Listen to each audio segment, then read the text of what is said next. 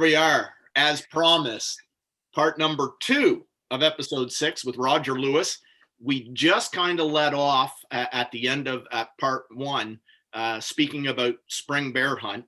And I suppose maybe I'll give you a moment to breathe for a second. I'll kind of give a little bit. We are currently the only province in Canada outside of PEI that doesn't have bears, that has no form of spring bear hunt whatsoever. Spring bear, as we kind of alluded to in part 1, is for outfitters and guides in trying to bring non-residents here for good dollars. And you spoke, I mean, you know, at one point we were looking at $1,500 American for a hunt. I'll be honest, I'm not sure what it would go for now. But this is economic stimulus, in my opinion, in the parts of this province that need it desperately, rural Nova Scotia. These guys are willing to come up here from the rest of Canada, the rest of North America, Germans, the Dutch, that they love to come here and spend money in the fall. If we could get that second hunt, my goodness, in the spring, it would just be incredible. What's, as a guide, what are some of the things that, I mean, economically, it's huge, is it not, Roger? What have you seen over the years? Sure, yeah. Well, I guess the first way to start that would be is when I ran my little camp.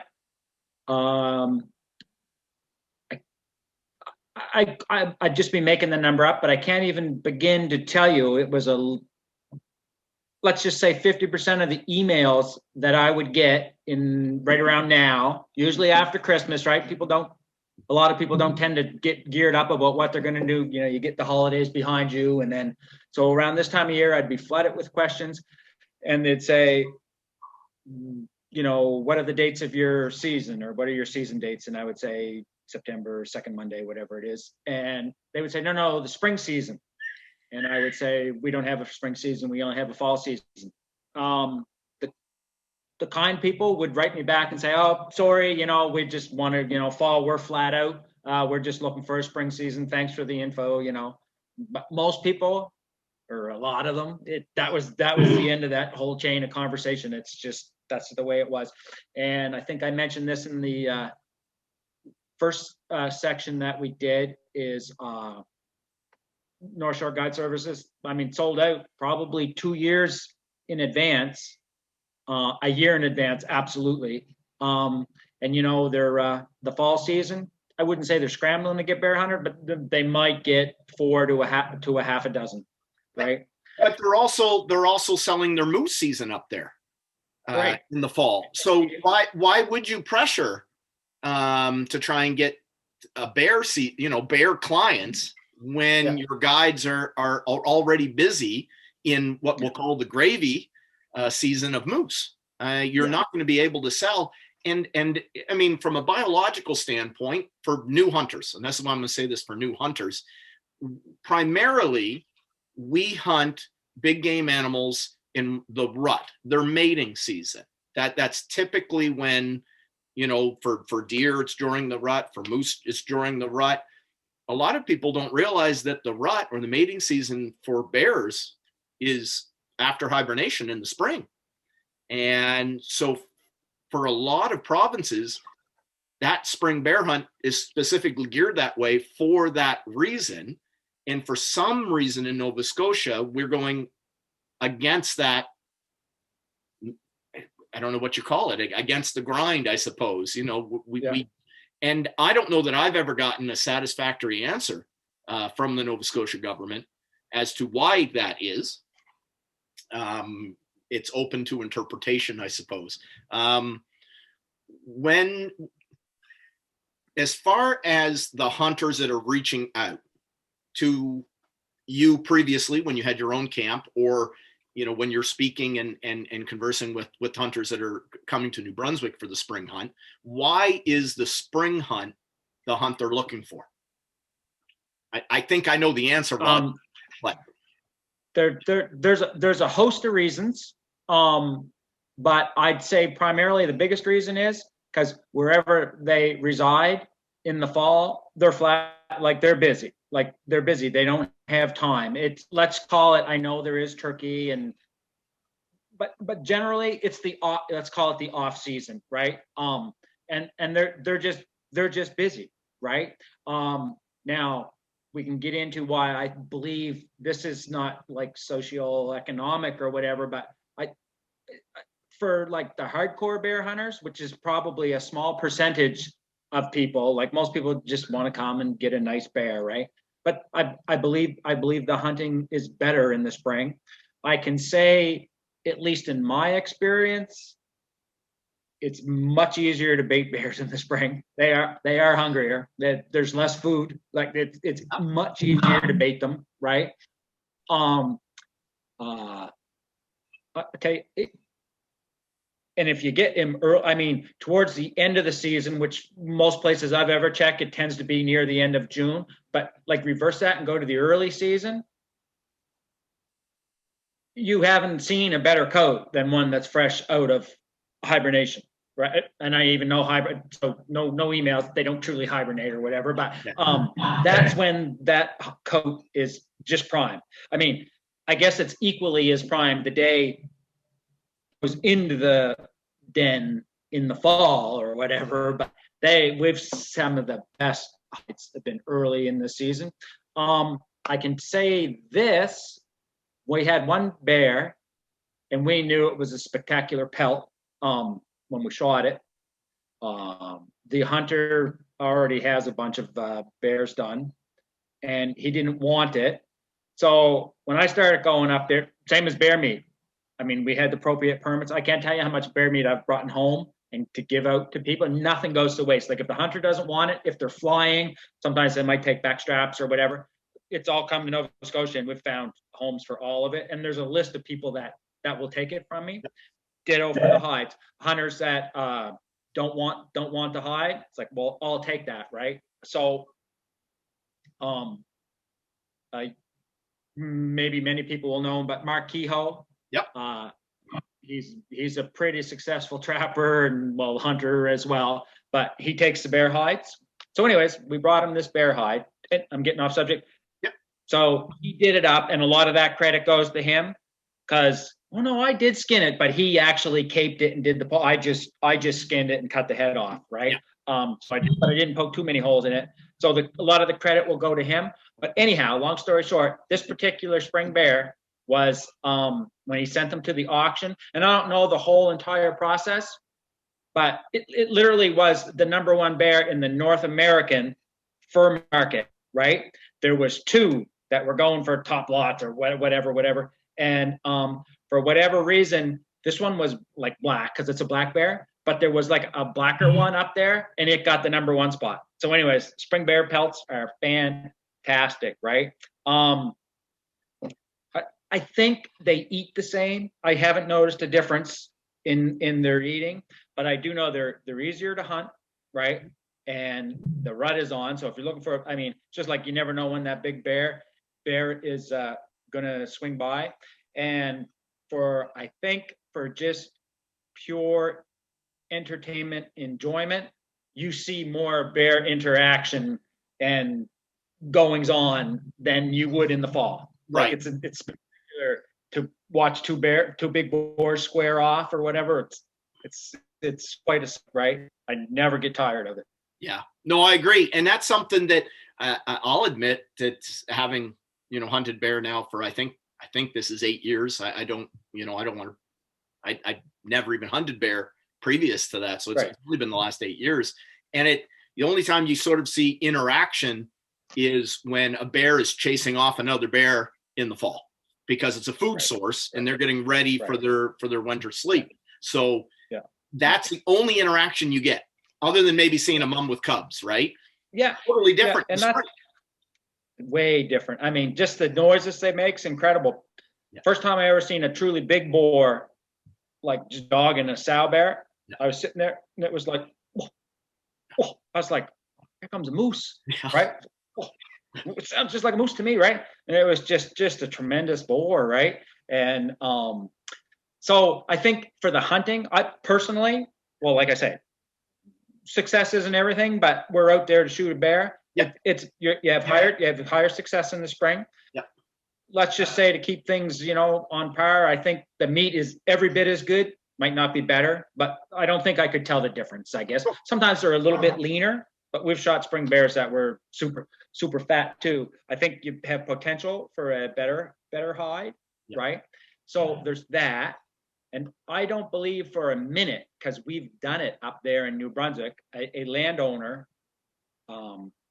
literally asked us to bait their property because they weren't getting harassed by bears, but like literally there was back bears in their backyard like all the time. They just didn't feel comfortable with that. So we went quarter of a mile in on their property and we started baiting. And guess what? They said, "Did you shoot all the bears?" They said, "No, we shot 2 bears." Well, where are the rest? They're back at the barrel getting the easy food. Like, they're only in your yard for food. Like, they're back. They never saw them again. Yeah. Right? Yeah. They literally thought we shot them all. Yeah. Yeah. So when you look at, and I don't keep statistics and stuff, I believe most of our bear complaints here in Nova Scotia come in the spring, right? So I don't even know how many bear tags we sell, but let's say, and you would sell, it's like, say we sell 5,000 bear tags. It's probably a bit more than that now, right? I bet you that doubles if we had a spring season. And this is where I come in, and you and I have had some conversations, and sometimes you and I will have a little bit of a disagreement as far as different things. Yeah. I'm a big increased opportunity proponent. Like, that's when I come looking at, that's the angle. That's where I start. I start at trying to get increased opportunity, and that may be my time, within the Federation and that. And I know that that's not something you're blind to. That's not what I'm saying at all. But that's usually the first thing I tend to look at. So, and these are other subjects, muzzleloader, long season, these kinds of things. I usually take it the first bite out of the sandwich that we're trying to digest to try and come up with the best idea. That's what I'm doing. I'm going, okay, how does this increase opportunity and get more people that opportunity to enjoy our outdoor heritage here in Nova Scotia? And that spring bear hunt is the number one. There are so many guys that will not hunt bear in the fall because they have 7 days of vacation that they set aside. And they're going to go, if they're lucky enough, on a moose hunt that year with buddies in Cape Breton, or B, after the big mature buck during the rut for whitetail. They just don't have the time to allocate. Now, if we do it in the spring, the argument, I've heard it before, they still only have so many days vacation. No, hold on. There's a whole other slew of weekends now that they have access to in the spring.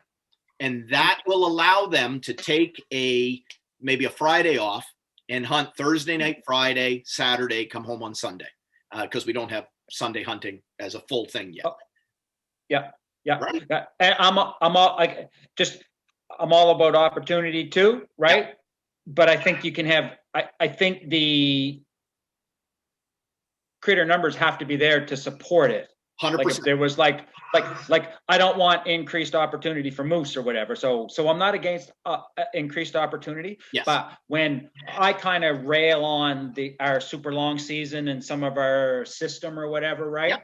Yeah. Which is a whole other topic because I think it's just open to some exploitation or whatever. Yes. But besides that, right? So people disagree, and that's probably a good thing. It's how you disagree, I guess, that is what counts, right? Agreed. But when I bring it up, right, besides sometimes getting shown to the door or whatever, the number one reason I get against it, and I support it because I was that guy, I'm retired now, right, is I've got 4 Saturdays and I've got with a long weekend or whatever, I can't get vacation, or even if I can get big whoop, I get 1 week and a couple Saturdays or whatever, right?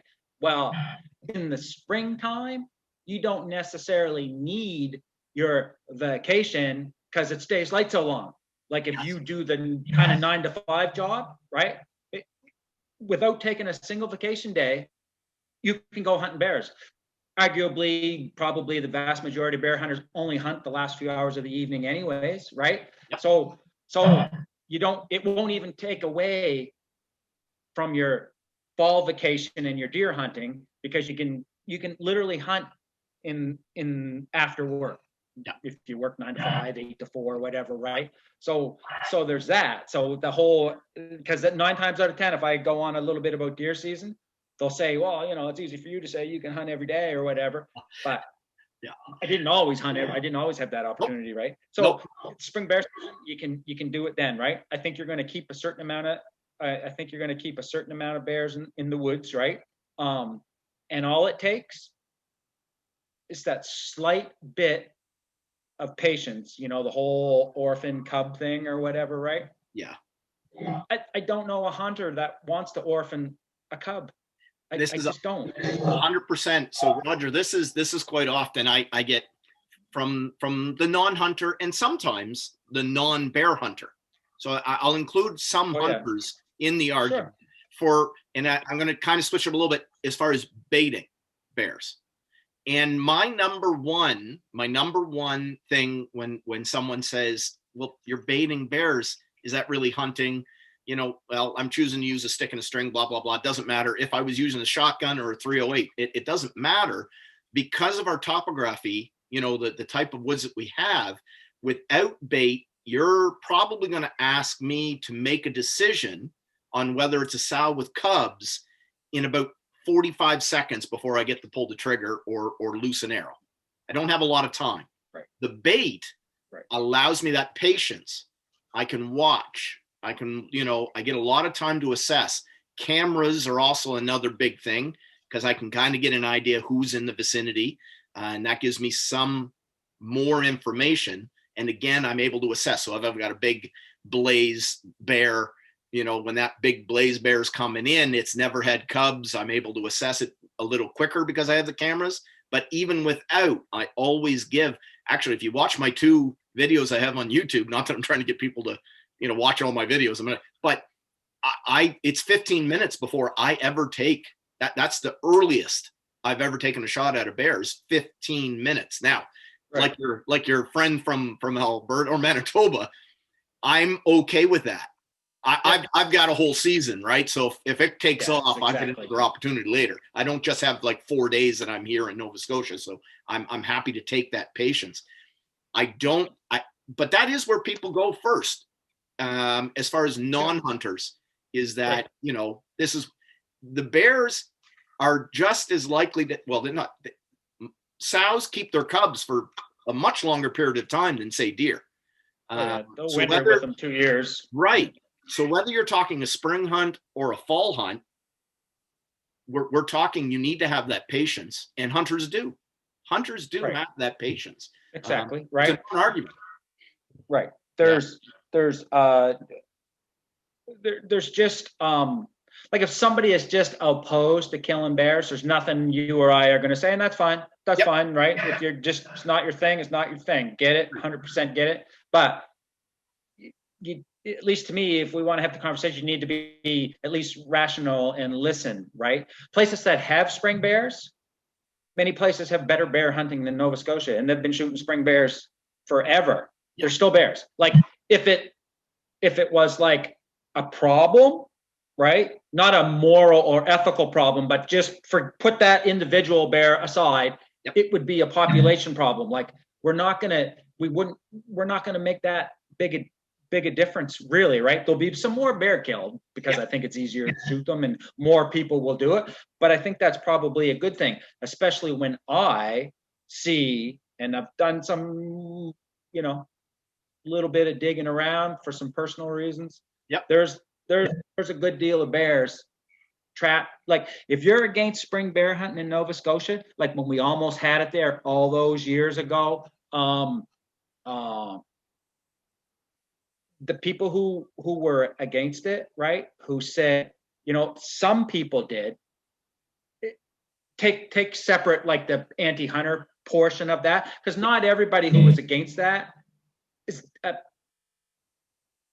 hardcore anti-hunter. They just didn't want orphan bears, essentially, right? Or they wanted to take their kid fishing and didn't want to see a bunch of bear hunters, whatever. But the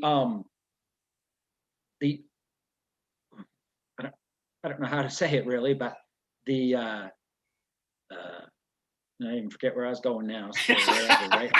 That's okay. But, yeah. I always get off track, right? Oh well, whatever. What's the point? It'll come back. It'll come back. It'll come back to me. We were talking about.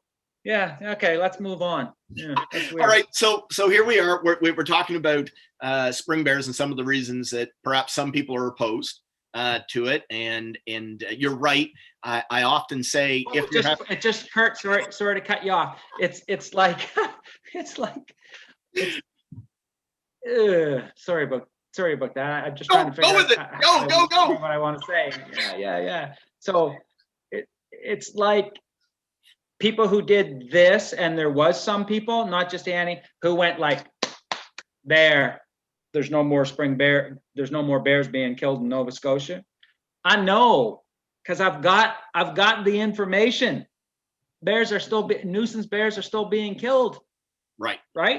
On a large portion, but they're being trapped, right? And this is legally, forget the illegal people just dealing with it themselves or whatever, like through nuisance trappers and stuff like that. They're feeding the nuisance trappers a bunch of bears, right? When we have people who will pay to do it. Yeah. Right? Like meaning guiding, like they will pay the province and an individual a good chunk of change to come and do that. So anybody who thinks we don't have a spring bear season, that thinks bears are not dying in the spring in Nova Scotia, agree with the whole fact or not, but you are sadly mistaken. Bears are still dying. I know. I got the documents. Yep. It's indisputable. It's not hard. That's right. It's not hard to find. It's that I'm a live and let live guy, but do not think that you've won some kind of moral battle, or not even a moral battle, that you've won the battle and bears are not being killed in the spring. You are wrong. They're still being taken out, right? Yeah.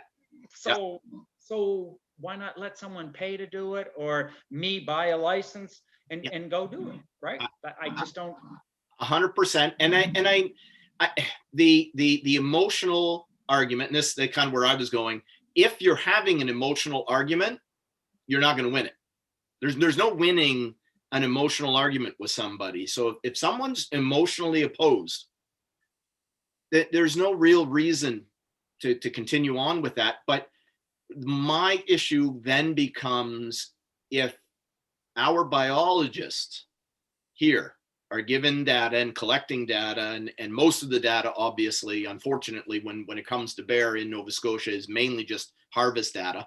That's from the fall. There's not a whole lot of money being spent on researching bear population. If you ask a biologist for a number of bears, as far as a population in Nova Scotia,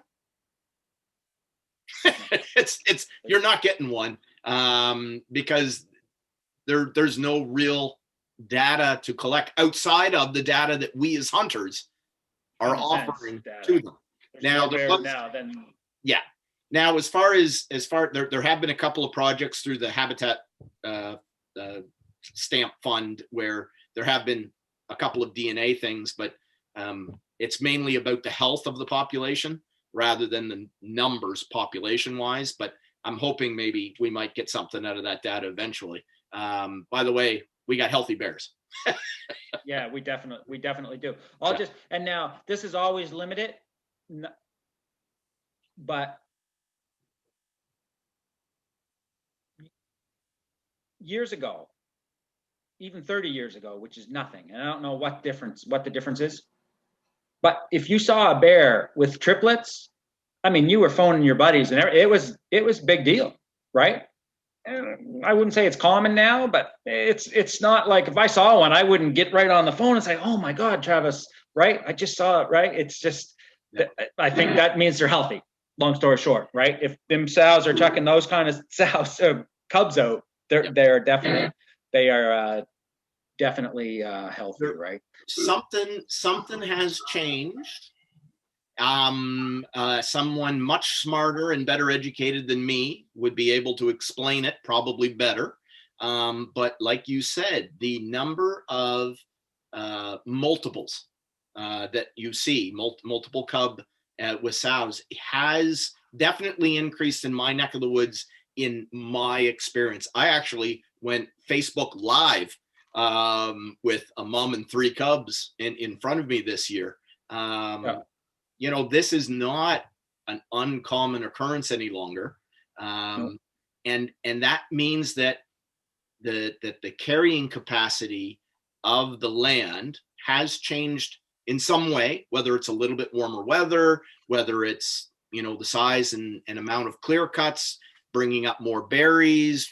There's so many different things. I don't know. I honestly don't know. I only know that I can see it. I see the results in bear, and I do see it in bear. I don't necessarily see it in deer. So whatever it is, it's not translating equally for the 2 game species.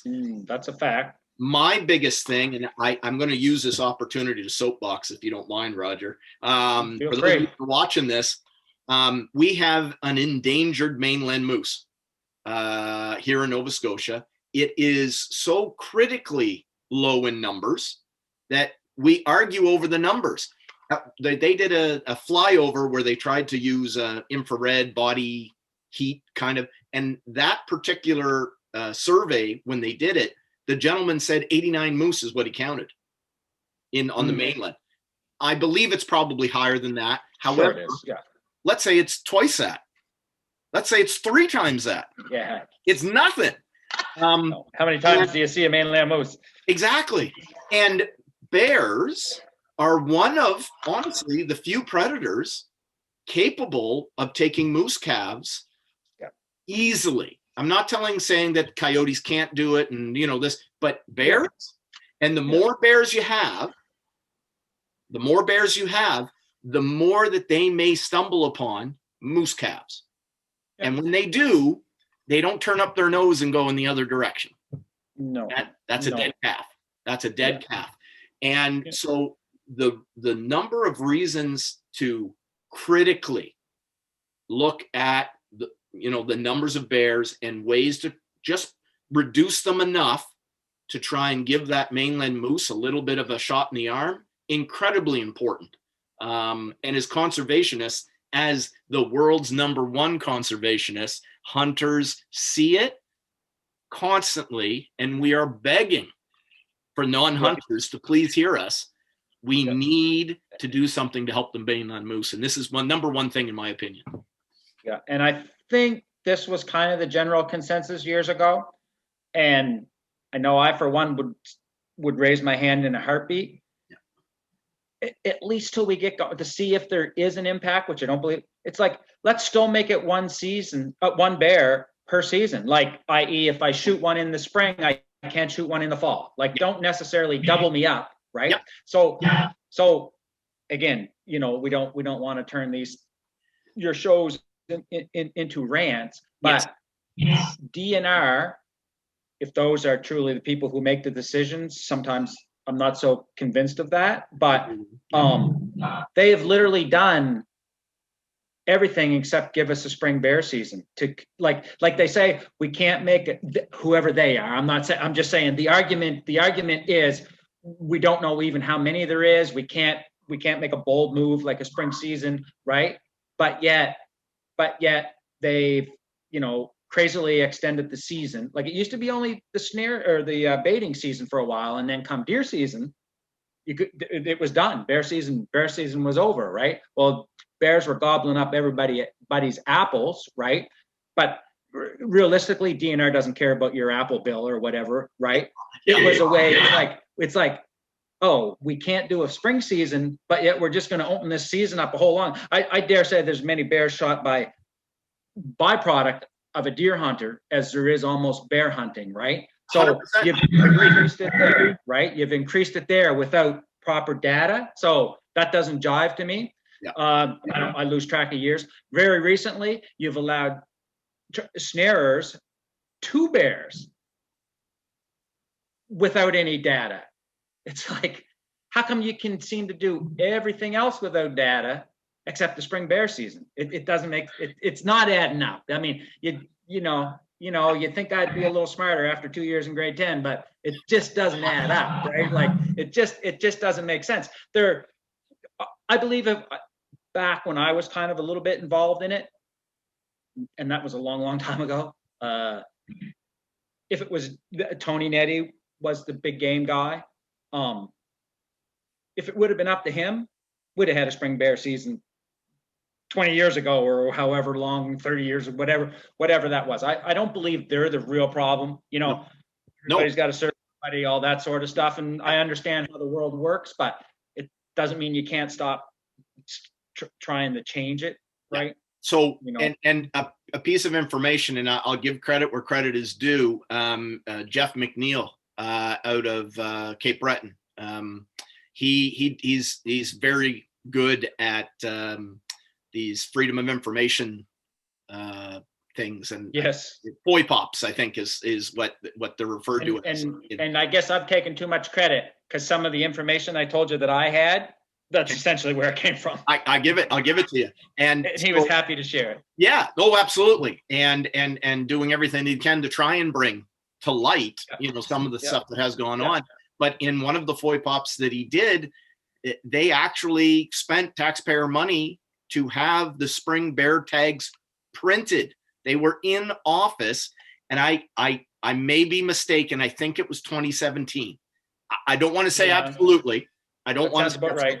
But I think it was 2017 where everything was there. If the biologists agreed and everybody and they were printed, what was it that prevented them again? And it was an emotional argument from somebody somewhere, or voters being upset, or whatever the case might be. It certainly wasn't the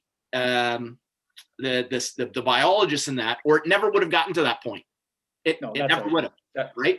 That's right. Yeah. So let's pause it there. Let's pause it there for a second. The spring, it could go endless. Forever. Endless. I think we shared some excellent information.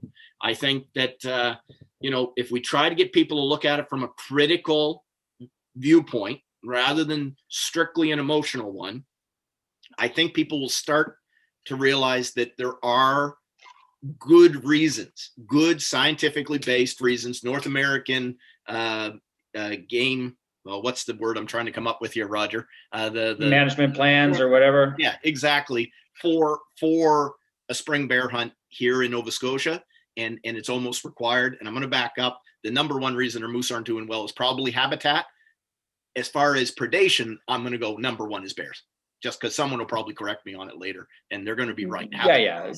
I believe that is a problem for some moose. Yeah, there's no doubt about that. So we're probably, I'm hoping now that people are going to comment on this. I believe this is going to be one of the ones that the videos where people are going to comment, and we'll have some discussion on it. I hope. I do hope that we have the hunters participate on the To the Woods Facebook page to try and either spectrum, end of the spectrum. Black bears fire it up. Spring bears fires it up, and I think politicians, that's why they're staying away from it. They just don't want that fire. They want that fire to smolder, right? Right.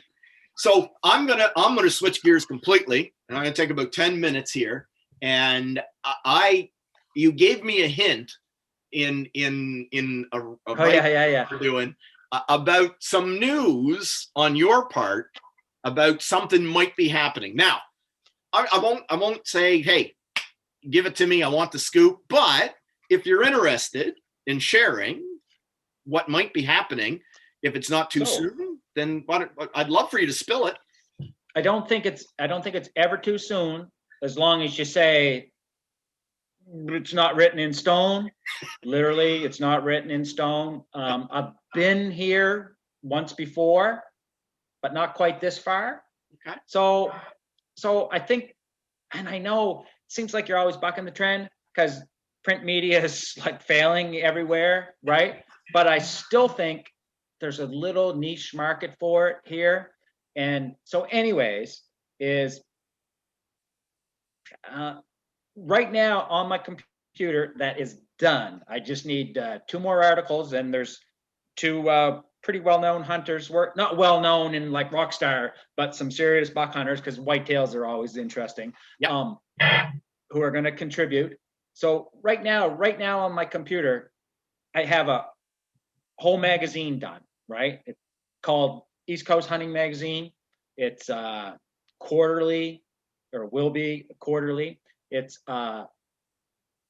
and it's all just about Newfoundland, New Brunswick, PEI, and Nova Scotia. And you know, it's so old, you get tired of it, but it's going to be about, like, you know, by hunters for hunters, right?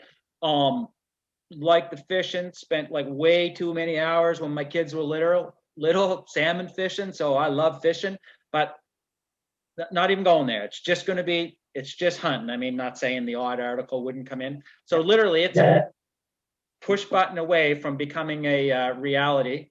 I've got the printer all lined up, and I see on my other computer I got here, I actually have an unopened email because they want to do it because they want me to give them a bunch of money. So in all honesty, it's only the financial concern. I looked at it, and I think it's pretty good. I think, and I know, and I'm not one of these, but, and I guess a lot of this is just simply through internet and connections and stuff, right? Like Nova Scotia has much bigger and better bucks than I truly realized, right? And much better and bigger, some cases smaller hunters. We have some serious hunters who could, and because I've been lucky enough to share a couple camps with some of these outdoor writers, and there's people in this province right now, I ain't one, but they could hunt circles around them. They could hunt circles around them. There's a whole industry growing up around, and I want to rant. They're trigger pullers. They're not the complete deal, and that's fine. I guess maybe that's fine. But anyways, the magazine's pretty good. I just really got to make the decision if I want to commit that kind of money, because it's, you know, for a retired guy, it's a bit of an outlay, but it's done. I think it's pretty good. So we discussed a little bit. My model wants to be, but it's changed. Of course, it always changes, right? But my model, my idea was to have it like the old Auto Trader magazines. You know, like they were just free. Like you would go into a store and there'd be a pile of them there, and you just took one, and the advertisers paid for it, or the advertisers, the people who put the car in it. So once we crunched a few numbers and stuff like that,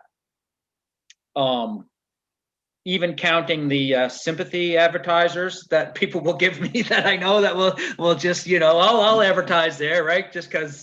Just to keep you happy or whatever, right? So, but you can't rely on those people, right? Like, you know, like that's like, well, not long term, right. Yeah.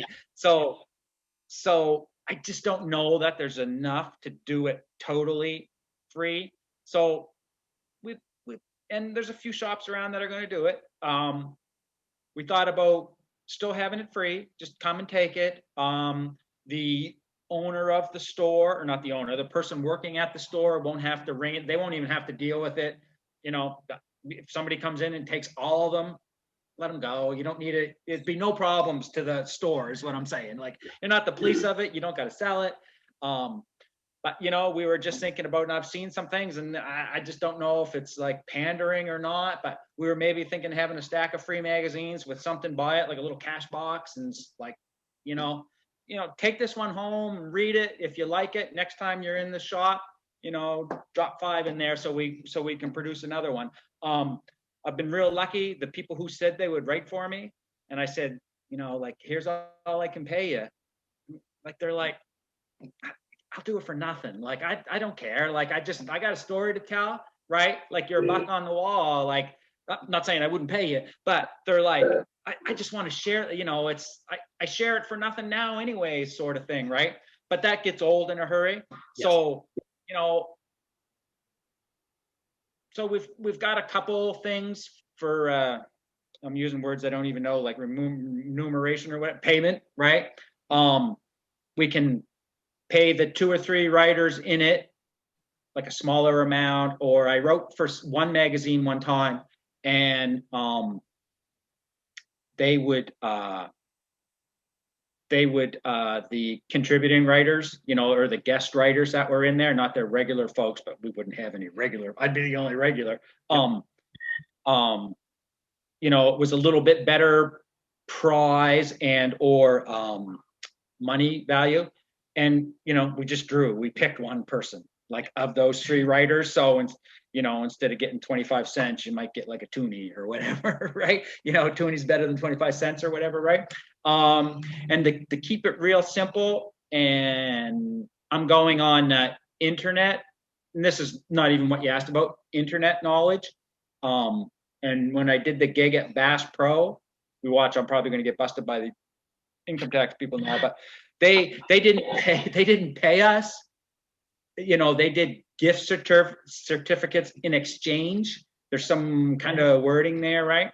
So we're maybe thinking about, doing some Cabela's or Bass Pro gift. If that gets, like, the last thing you want to do is claim another $100 on your income, and the last thing I want to do is have to send you money, right? Although I don't know how that I don't truly know how. I do have an accountant from a past life that can set me up. So that's our model. We want to make it local and we want to make it good. And I think you can do a local magazine kind of on the cheap, right? And I think people will enjoy it. I know myself, I still like a magazine, like, online magazines. I hardly look at them.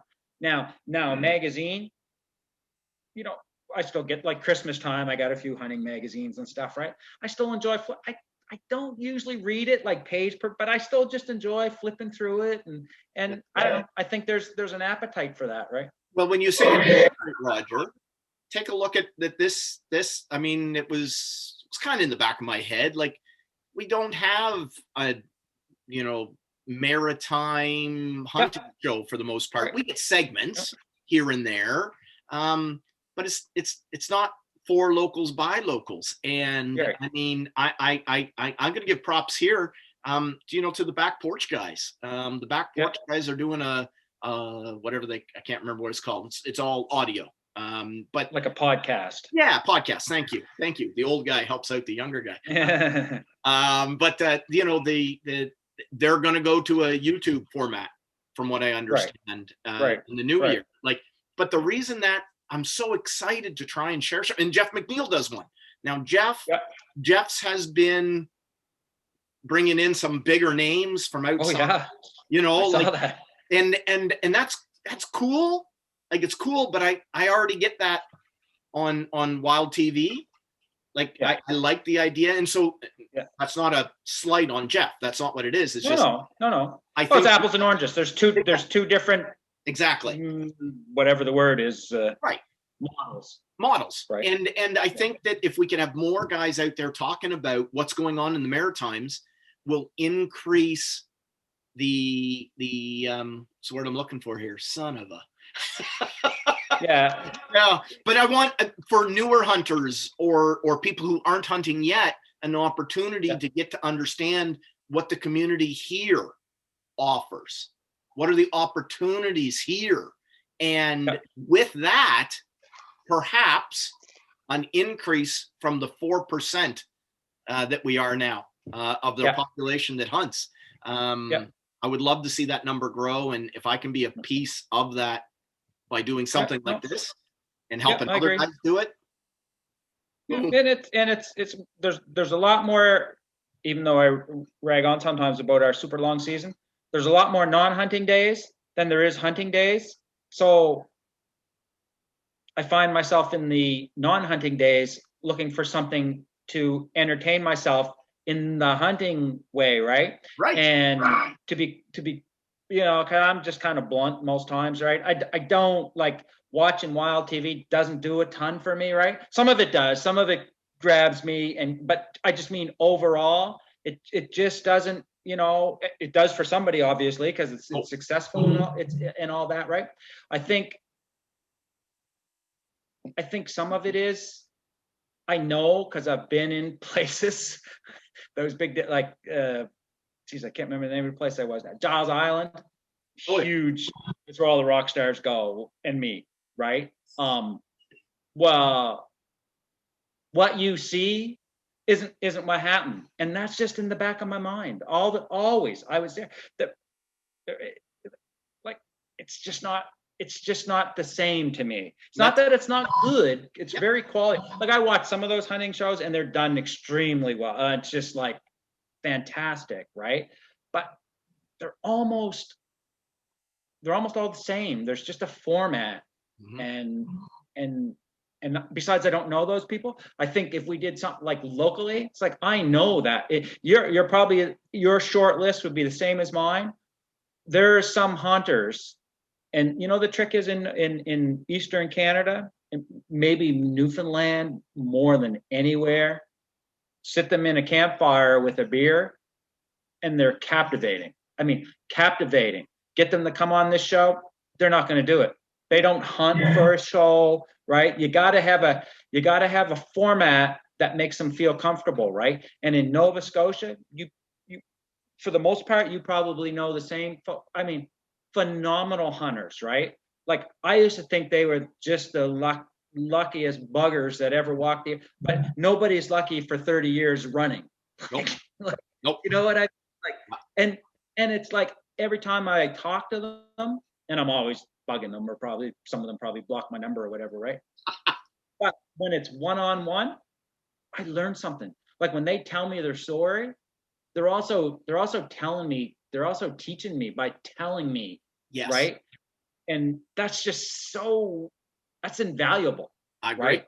I agree. And I find in let's just say Eastern Canada, and I know there's exceptions, you know, but the hardest part of the whole gig is getting those people to open up, right? Because some of the best hunters I know are like solitary folks, right? It's just like they just that's not why they hunt.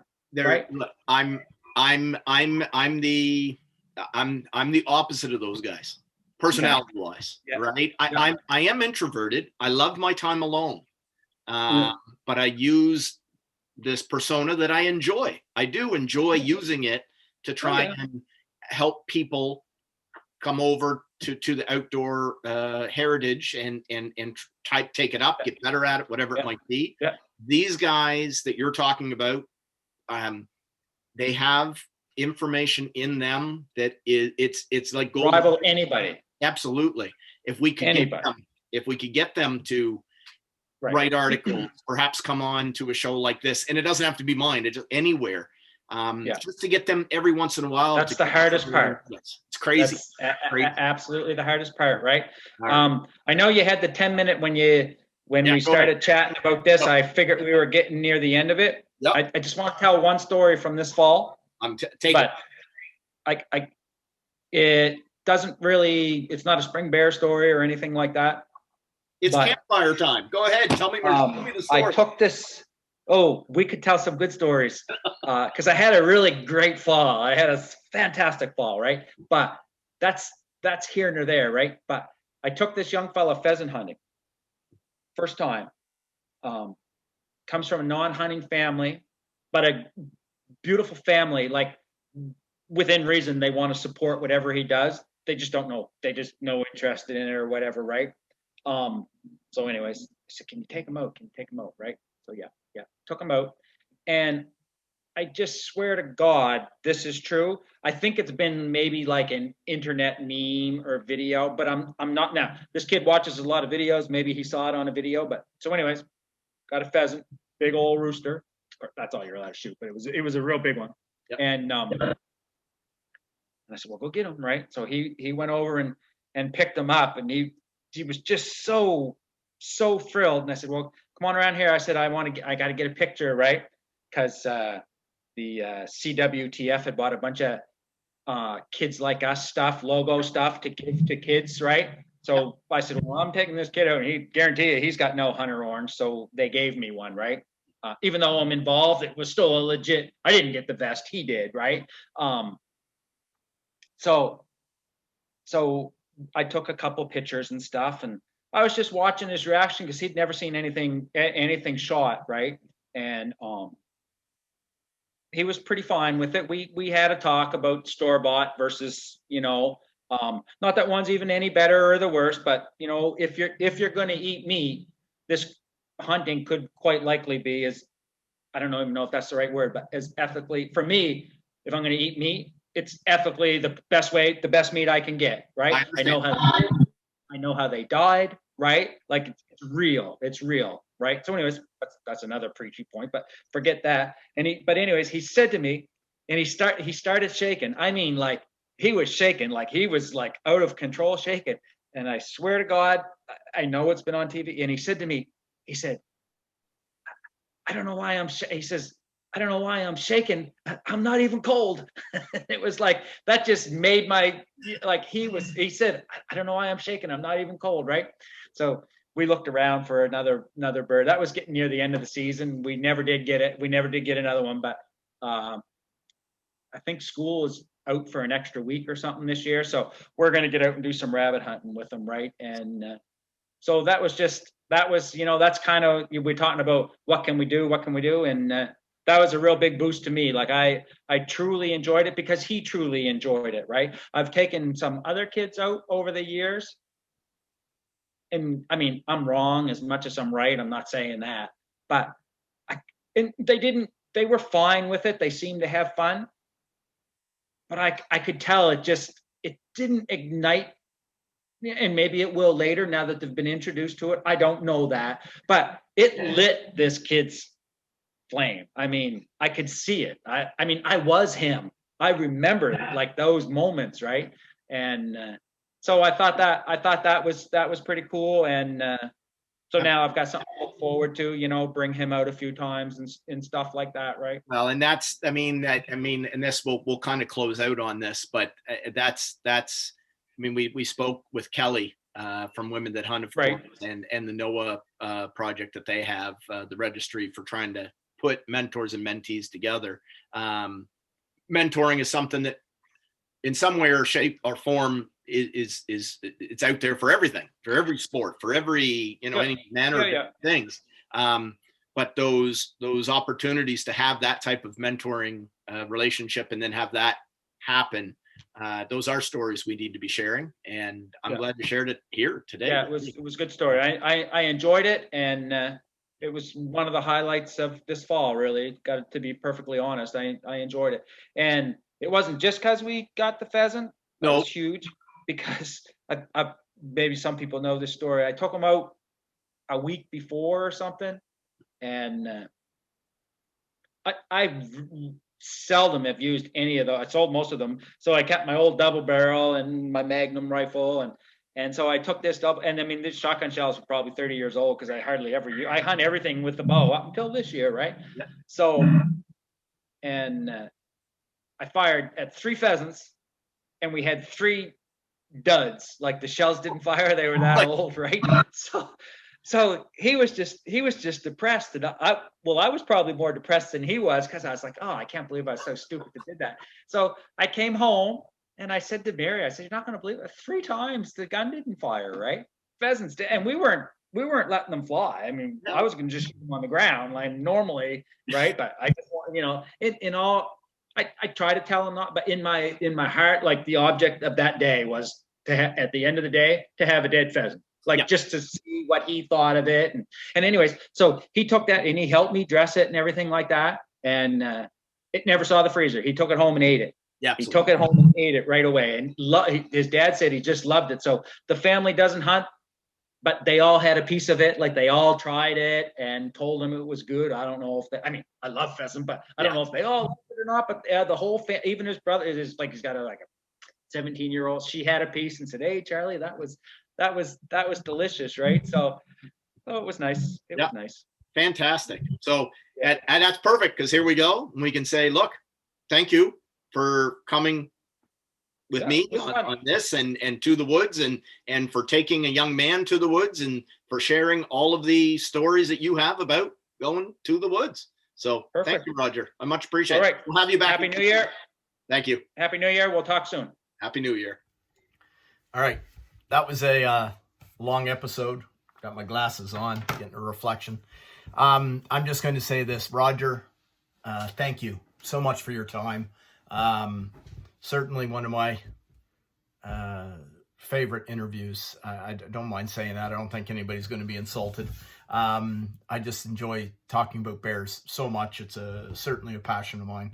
And speaking with someone with as much experience as Roger has, hunting bears and of course, having been a guide for some time, is an absolute pleasure for me. So I'm not going to say anything more than that, other than comment on the To the Woods Facebook page, if you will.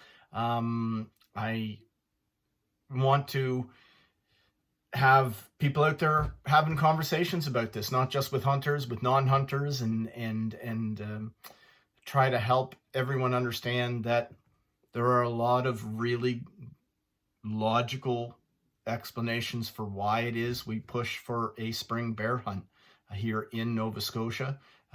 Economics, conservation, there are so many very good reasons, and it only appears to be one reason not to, and that's the emotional trying to prevent hunters from hunting. And that's unfortunate because we are conservationists first and foremost, and it's an important conversation to be having, and we need, in my opinion, we certainly need to look at getting a spring bear hunt in Nova Scotia ASAP for many reasons, not just one reason, but many. All right. Thank you all so very much. To the Woods. Talk to you soon.